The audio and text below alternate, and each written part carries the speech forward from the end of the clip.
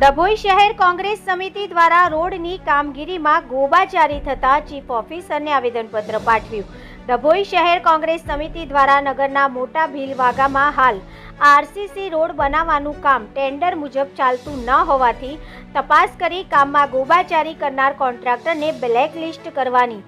રાવ સાથે ચીફ ઓફિસરને આવેદનપત્ર પાઠવ્યું હતું। હારેલી થાકેલી ડરેલી કોંગ્રેસ પાર્ટીને મોડા પણ જ્ઞાન લાદ્યું છે। લોક સંપર્કથી દૂર થયેલ કોંગ્રેસ હવે લોકોના હિમાયતી બનવાનો ઢોર કરી રહ્યા હોવાની ચર્ચા નગરજનોમાં ચાલી રહી છે, કારણ કે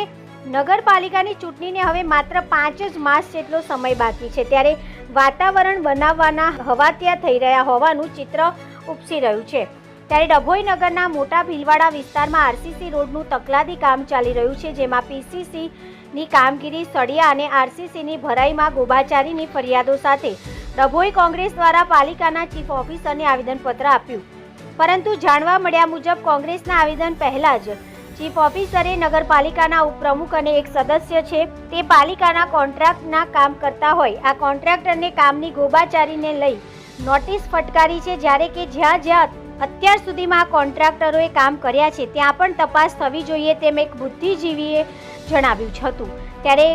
ગાડા નીચે કૂતરું ચાલે અને ભાર ઉઠાવવાનો ભાસ થાય તેમ ડભોઈ કોંગ્રેસે પણ કરતા લોકોમાં આવેદનનો મુદ્દો હાસ્યાસ્પદ બનવા પામ્યો હોવાનું નગરમાં ચર્ચાઈ રહ્યું હતું। આજરોજ ડભોઈ નગરપાલિકા ખાતે અમે ચીફ ઓફિસર શ્રીને ડભોઈ કોંગ્રેસના કાર્યકરો સાથે કોર્પોરેટરશ્રીઓ સાથે મળીને અમે આવેદનપત્ર આપ્યું છે કે હાલ ડભોઈ નગરની અંદર વિવિધ રોડ રસ્તાઓના કામગીરી ચાલી રહી છે, જેમાં મોટા ભીલવાગાની અંદર ભાથુજી દાદાના મંદિરથી લઈને જોગણી માતાના મંદિર સુધીનો એક રોડ મંજૂર કરવામાં આવેલો હતો। એ રોડ ટેન્ડર પ્રક્રિયાની વિરુદ્ધમાં જાણે કામગીરી ચાલી રહી હોય એવું લાગી રહ્યું છે, જે ખરેખર